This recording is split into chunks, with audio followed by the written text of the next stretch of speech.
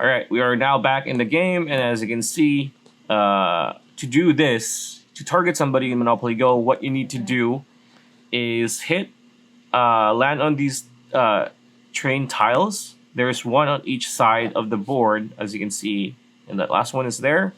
So all you need to do is just play the game, and I'm just made ×2 the reward, so we could like earn more. No, let's do ×3. We have a lot of dice rolls, as you can see. So just play the game. It's pretty much RNG, so that, oh, look at that. Nice. We just got $80,000. Pretty cool. So we just need to play until we hit one of those train tracks right there. And just wait, because that's how we attack. We target somebody in that game. So let's just continue playing until we hit the train. Oh, there you go. Okay, now this is good.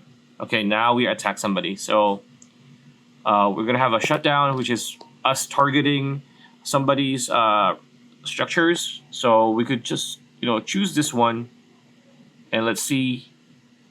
They're shielded, but we have attacked them. So now we collect $18,000. And yeah, that's pretty much it. That's a video. Hope you liked it. Like, comment, share, subscribe, ring that bell icon. We'll see you on the next one.